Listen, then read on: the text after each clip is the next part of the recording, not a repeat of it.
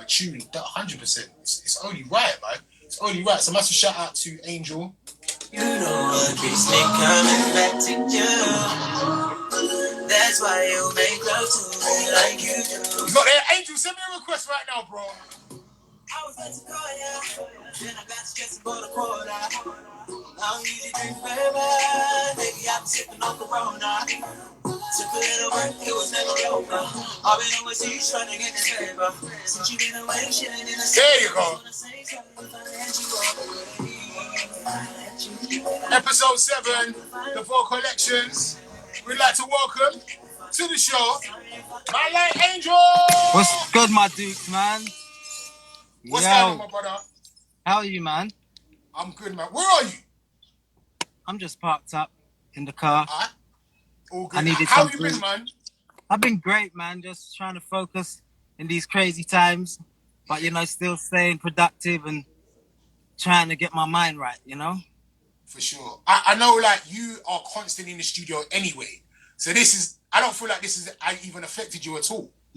Not in a big way. The only thing it's affected is obviously the distance between, like, your loved ones and your family and friends where you can't you understand? That vibe I've missed a lot. But in terms of generally, like, I stay in it and I just work. So I've been doing that. I only need my laptop and my little things that I got around me, my mic, and I'm good. And can we expect new music out of quarantine then? And you know what? I released the tape in quarantine, you know? Yeah, I got that, yeah.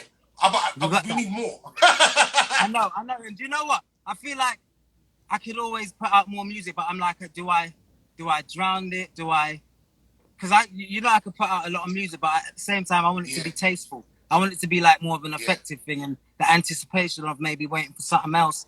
That's kind of my vibe. Yeah. I've always wanted to ask you, I don't think I've ever even put this to you. I feel like there was a time when you were kind of like the only name that people mentioned in UK R&B. Yeah. And now there's more names. Like, during that time, did you feel like you was carrying it on your back? Did I feel like I was carrying it on your back? Like you was carrying UK R&B on your back? Yeah, I still feel like that though. Okay. I still feel like tell that. Me why. Do you know what? Sorry, say that again, Dukes. Tell us why. Tell us why you still feel like that.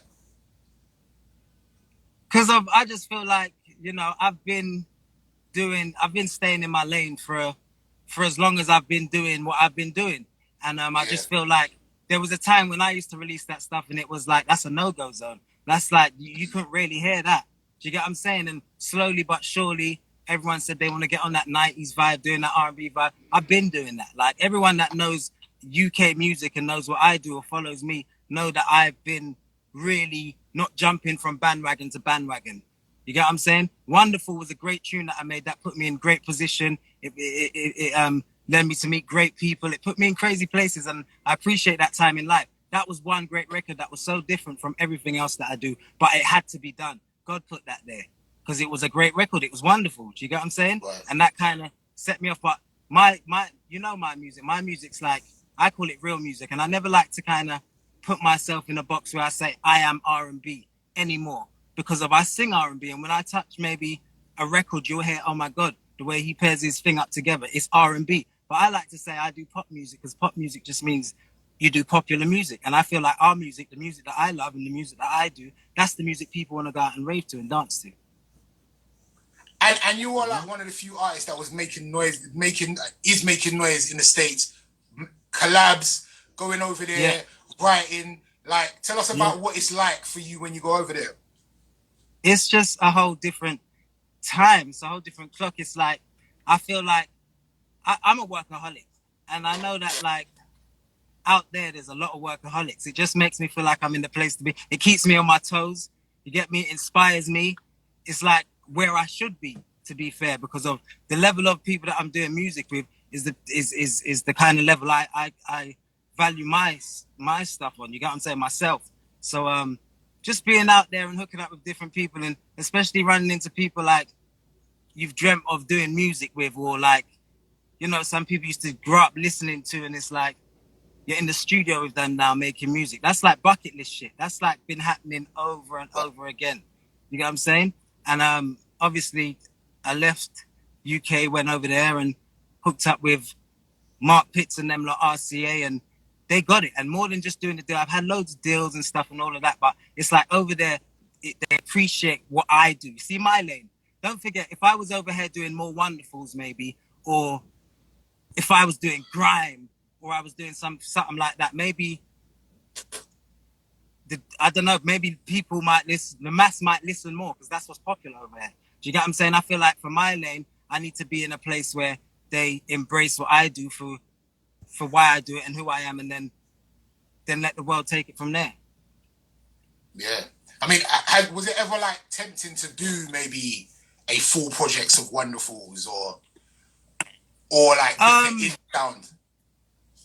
Do you know what I feel? I'll tell you the truth. Yeah, I feel like, you see, after I done that, like the whole Wonderful, and then I came out with the album About Time, I felt like those records were pretty much in that lane. You know, when I say in that lane, it wasn't a woman, it wasn't a quarantine, it wasn't a no more teaser. It was like, we're being safe a bit. And I always listen back to it and I say, do you know what? I love this album. It's a great album, but I feel like that could have been like a 10th album where you're experimenting now. Do you get what I'm saying? It was like that kind of vibe for me. Yeah. I don't think I've ever told you this, but I think Woman is a classic, bro. Thank you, my bro. I think Woman is an absolute classic, man. Do you? I sometimes get the vibe or the feeling that you feel like you don't get the props you deserve.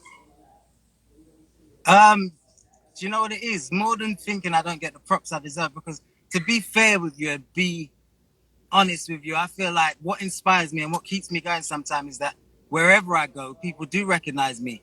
And even if they don't recognize me on a level that maybe they think I should be on, they still recognize me. They're like, nah, you're cold. You might have done this for me in this time in my life, or like that record, I'll never forget it because it took me back to dip. It's still like, it's still inspiring to know that, you know, wherever you go, people still know you. You understand? It's only the Almighty, bro, can put you on that on that pace when it's that time. I always think, you know what? Never think into it too hard, because a reference I give everyone is that, like, everyone always says time's flying. I should have done this then. I should have been this. I should have been that. And I always say, you know what? Quincy made the greatest album of all time when he was 50 years old. Do you understand? Right. So there's no telling when the Most High is going to make your time come. So I just kind of cut back, do what I love, which is music.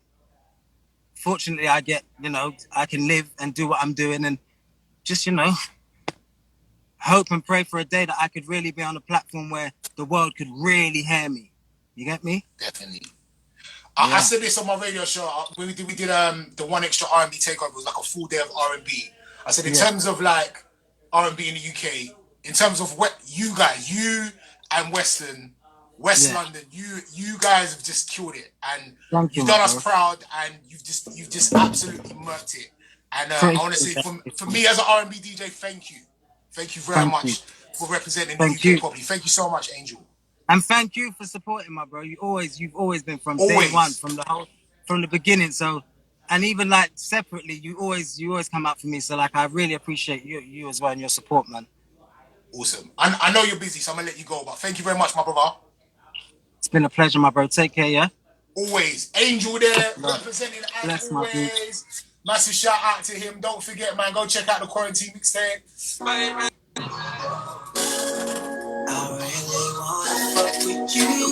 guy Angel, there you go. Alright, let's get some more singers on.